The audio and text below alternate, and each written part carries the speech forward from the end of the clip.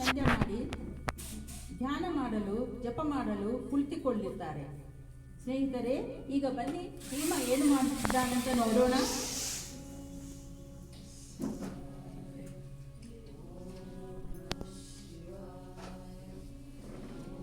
ನಾವು ಬೆಳಿಗ್ಗೆ 2 ಜಾವದಿಂದ ತಪಸ್ಸು ಮಾಡುತ್ತಿದ್ದೇವೆ. ಅಣ್ಣಂದಿರೆಲ್ಲ ಎಷ್ಟು ಭಕ್ತರಾಗಿ ಧ್ಯಾನ ಮಾಡುತ್ತಿದ್ದಾರೆ.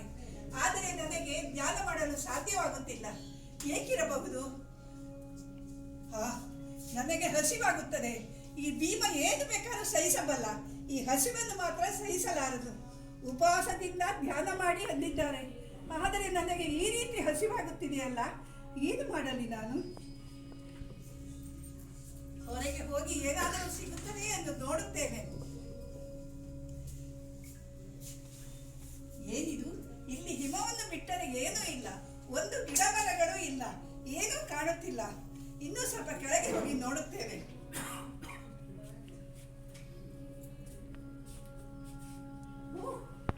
ಏನದು?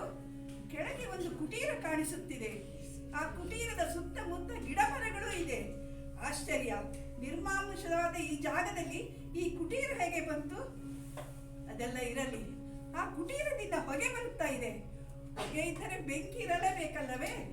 ಬೆಂಕಿ ಇದ್ದರೆ ಅಡಿಗೆನೂ ಇರಬೇಕಲ್ಲವೇ? ನಾನೀಗ ಆ ಕುಟೀರಕ್ಕೆ ಹೋಗುತ್ತೇನೆ.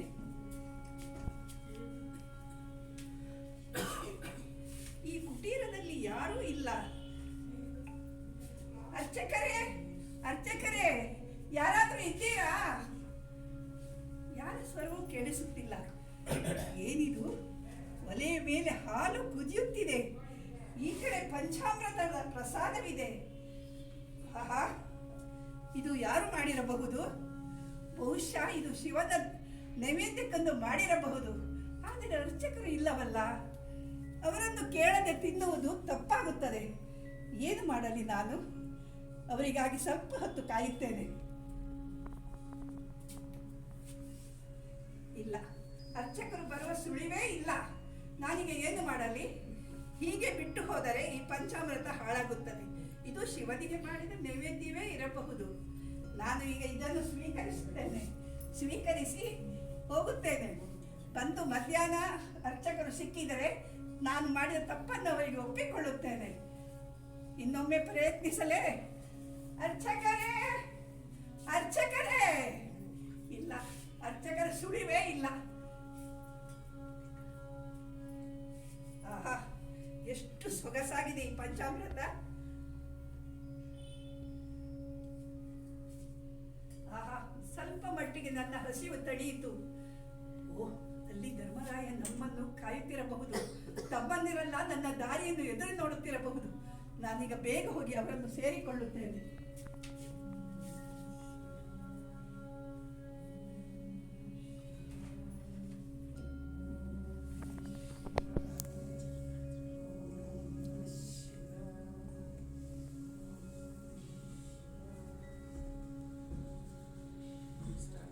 ಈಗ ಮಧ್ಯಾಹ್ನ ಸಮಯ. ಸೂರ್ಯನು ನಡು ನೆತ್ತಿಯ ಮೇಲೆ ಬಂದಿದ್ದಾನೆ. ಮಧ್ಯಾಹ್ನದ ಸಮಯ ಅಂತೂ ಕಾಣಿಸುತ್ತದೆ. ಏನು ಮಾಡಲಿ? ನನಗೆ ಪುನಃ ಹಸಿವಾಗುತ್ತಿದೆ ಅಲ್ಲ. ಇಲ್ಲಿದ್ದರೆ ಇವರಿಗೆ ತೊಂದರೆ ಆಗಬಹುದು. ನಾನು ಸ್ವಲ್ಪ ಹೊರಗೆ ಹೋಗಿ ವಿಶ್ರಾಂತಿ ಪಡೆಯುತ್ತೇನೆ. ಇಲ್ಲ, ನನಗೆ ಈ ಹಸಿವನ್ನು ತಡೆಯುವುದು ಸಾಧ್ಯವಾಗುತ್ತಿಲ್ಲ. ನಾನು ಇನ್ನೊಮ್ಮೆ ಕುಟೀರಕ್ಕೆ ಹೋಗಿ ಬರುತ್ತೇನೆ. ಏನಿದು? ಒಲೆಯ ಮೇಲೆ ಕ್ಷೀರಾನ್ನ ಕುದಿಯುತ್ತಿದೆ. ಇಲ್ಲಿ ಪಾತ್ರೆಯಲ್ಲಿ ಹಸುವಿನ ಹಾಲು ಇದೆ. ಇಲ್ಲಿ ಸ್ವಲ್ಪ ಅಕ್ಕಿನೂ ಇದೆ. ಏನಿದು? ಆಹಾ, ಆ ಕ್ಷೀರಾನ್ನದ ವಾಸನೆ ಎಷ್ಟು ಸೊಗಸಾಗಿದೆ. ಅರ್ಚಕರು ಎಲ್ಲಿದ್ದಾರೆ? ಅರ್ಚಕರೇ, ಅರ್ಚಕರೇ, ಎಲ್ಲಿ ಹೋದರೆ ಇದನ್ನು ಹೀಗೆ ಬಿಟ್ಟು? ಏನು ಮಾಡುವುದೀಗ?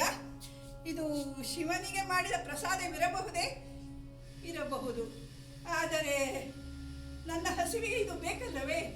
ಅರ್ಚರಿಗೆ ಕಾಯುತ್ತೇನೆ. ಎಷ್ಟೊತ್ತಿಗೆ ಬರುತ್ತಾರೆ ಎಂದು ನೋಡುತ್ತೇನೆ. ಇಲ್ಲ, ನನಗೆ ಇನ್ನು ತಡೆಯಲು ಸಾಧ್ಯವಾಗುವುದಿಲ್ಲ. ನಾನು ಇಲ್ಲೇ ಇದ್ದರೆ ನಮ್ಮ ಸಹೋದರಿಗೆ ತೊಂದರೆ ಆಗಬಹುದು. ಈ ಕ್ಷೀರಾನ್ನವನ್ನು ಸೇವಿಸುವುದರಲ್ಲಿ ಯಾವ ತಪ್ಪೂ ಇಲ್ಲ.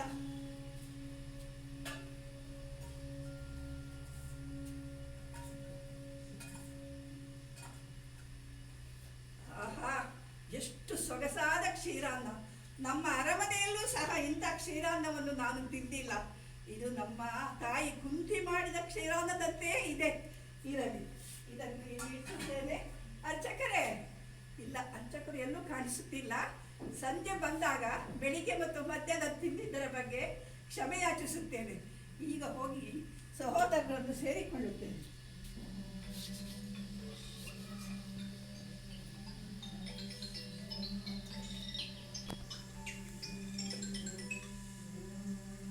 ಈಗ ಸಾಯಂ ಸಂಜೆ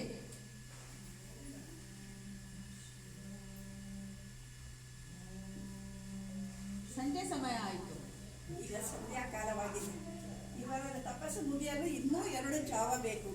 ಅದು ಮುಗಿದು ಇವರು ಸ್ನಾನ ಮಾಡಿ ದೇವರಿಗೆ ಪೂಜೆ ಮಾಡಿ, ಇಲ್ಲ ಈಗ ನನಗೆ ಪುನಃ ಹಸಿವಾಗುತ್ತದೆ. ನಾನು ಈಗ ಪುನಃ ಹೋಗಿ ಏನಾದರೂ ಸಿಗುತ್ತದೆ ಎಂದು ನೋಡಬೇಕು. ಏನು ಆಶ್ಚರ್ಯ, ಕುಟೀರದಲ್ಲಿ ಹಣ್ಣು ಹಂಪಲುಗಳಿವೆ. ಯಾರು ತಂದಿರಿಸಬಹುದು? ಇದು ಅರ್ಚಕರು ಇಲ್ಲೇ ಇರಬಹುದಲ್ವೇ? ಇಲ್ಲ, ಅರ್ಚಕರು ಸುಳಿವೇ ಇಲ್ಲ. ಅಯ್ಯೋ, ಅರ್ಚಕರು ಬಂದಿದ್ದರೆ ನಾನು ಬೆಳಿಗ್ಗೆ ಮಧ್ಯಾಹ್ನ ತಿಂದಿದ್ದರ ಬಗ್ಗೆ ಕ್ಷಮೆ ಯಾಚಿಸಿ ಇದನ್ನು ತಿಂದು ಹೋಗುತ್ತಿದ್ದೆ. ಏನು ಮಾಡುವುದೀಗ? ಎಲ್ಲಿ ಅರ್ಚಕರು? ಅರ್ಚಕರೇ, ಅರ್ಚಕರೇ, ಮಹಾನ್ ಭಾವರೇ, ಯಾರಾದರೂ ಇದ್ದೀರಾ? ಯಾರೂ ಕಾಣುತ್ತಿಲ್ಲ. ಈ ಹಣ್ಣುಗಳನ್ನು ನಾನು ಈಗ ಸೇವಿಸುತ್ತೇನೆ.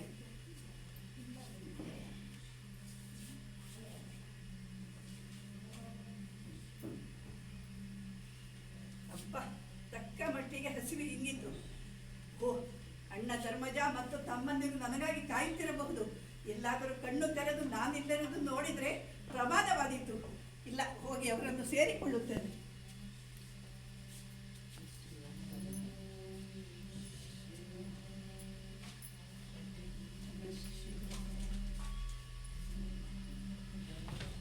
ಈಗ ಸೂರ್ಯ ಮುಳುಗಿದನು. ಸಹೋದರರೇ, ನಮ್ಮ ಉಪವಾಸವು ಯಾವ ಚ್ಯುತಿ ಇಲ್ಲದಂತೆ ಪೂರ್ಣಗೊಂಡಿದೆ. ಈಗ ನಾವು ಆಕಾಶವಾಣಿಯ ಹೇಳಿದ ಸ್ಥಳಕ್ಕೆ ಹೋಗಿ ಶಿವದರ್ಶನವನ್ನು ಮಾಡೋಣ. ಅವರಲ್ಲೂ ಸ್ನಾನ ಮುಗಿಸೋಣ. ಸಹೋದರರೇ, ನಾವು ಈಗ ಜ್ಯೋತಿರ್ಲಿಂಗ ನೋಡೋಣ. ಸಹೋದರರೇ, ಇದೇನಿದು? ಶಿವಲಿಂಗವೇ ಕಾಣಿಸುತ್ತಿಲ್ಲ. ಜ್ಯೋತಿರ್ಲಿಂಗವು ಎಲ್ಲಿ ಹೋಗಿದೆ? ಶಿವ ನಮ್ಮ ಮೇಲೆ ಕೋಪಿಸಿಕೊಂಡಂತಿದೆ. ಈಗೇನು ಮಾಡುವುದು? ಹೌದು ಅಣ್ಣ, ಎಲ್ಲಿ ನೋಡಿದ್ರು ಹಿಮ. ಇಲ್ಲಿ ಹಿಮ ಬಿಟ್ರೆ ಇನ್ನೇನೂ ಕಾಣ್ತಾ ಇಲ್ಲ. ಆಕಾಶವಾಣಿಯ ಮಾತುಗಳು ಎಂದೂ ಸುಳ್ಳಾಗೋದಿಲ್ಲ. ಆದರೆ ಇದು ಮಾಯೆಯೇ ಇರಬೇಕು. ಪಾಹಿ ಮಾಂ ಪರಮೇಶ್ವರ, ಪಾಹಿ ಮಾಂ, ಪಾಹಿ ಮಾಂ, ಪಾಹಿ ಮಾಂ, ಪಾಹಿ ಮಾಂ, ಪಾಹಿ ಮಾಂ. ಸಹೋದರರೇ, ಅಲ್ಲಿ ದೂರದಲ್ಲಿ ನೋಡಿ, ಮಹಿಷವೊಂದು ವೇಗವಾಗಿ ಓಡುತ್ತಿದೆ. ಅದರ ತೇಜಸ್ಸನ್ನು ನೋಡಿದರೆ ಅದು ಶಿವಪರಮಾತ್ಮನೇ ಇರಬಹುದೇನೋ. ನೋಡಿ, ಅದನ್ನು ಬೇಗ ಹಿಡಿದುಕೊಳ್ಳೋಣ. ಶಿವ ನಮ್ಮ ಮೇಲೆ ಕೋಪಿಸಿಕೊಂಡು ಪರೀಕ್ಷಿಸುತ್ತಿದ್ದಾನೆ. ಬೇಗನೆ ಹಿಡಿ. ಭೀಮ, ಓಡು. ಭೀಮ, ನಕುಲ, ಸಹದೇವ.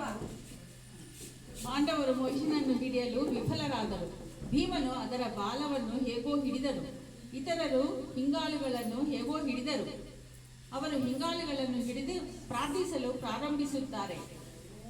ಓ ಪರಮೇಶ್ವರ, ಶಿವಪರಮಾತ್ಮ ನಮಗೆ ನಮ್ಮ ದರ್ಶನವನ್ನು ನೀಡಿ ಮೋಕ್ಷವನ್ನು ಕಲ್ಪಿಸುತ್ತಂದೆ.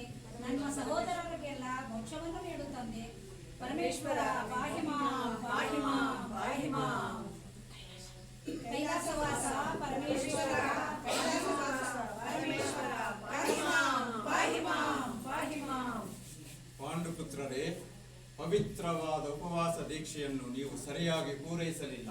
ಇಲ್ಲ ಶಿವಪರಮಾತ್ಮ, ನಾವು ಬೆಳಿಗ್ಗೆಯಿಂದ ನೀರನ್ನೂ ಸಹ ಕುಡಿದಿಲ್ಲ. ಹಾಗೇ ನಿಮ್ಮ ಸ್ತೋತ್ರವನ್ನು ಹೇಳುತ್ತಾ ಇದನ್ನು ತಪಸ್ಸನ್ನು ಮಾಡುತ್ತಿದ್ದೇವೆ.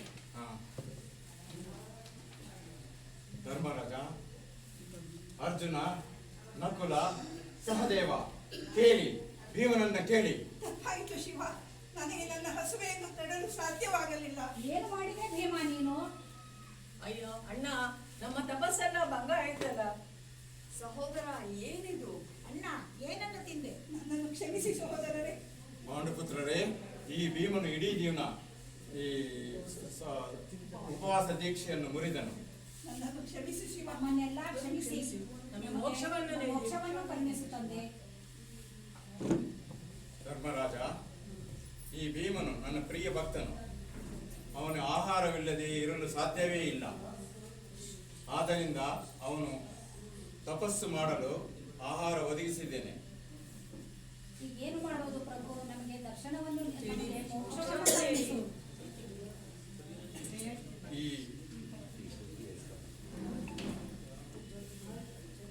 ಇದು ಜ್ಯೋತಿರ್ಲಿಂಗವಾಗುತ್ತದೆ, ನಿಮಗೆ ಮೋಕ್ಷ ಮಾರ್ಗವಾಗುತ್ತದೆ. ಶಿವವರ್ಧನ ತಮ್ಮ ಕರುಣೆ ಸಾರ್ಥರಾಗಲಿ.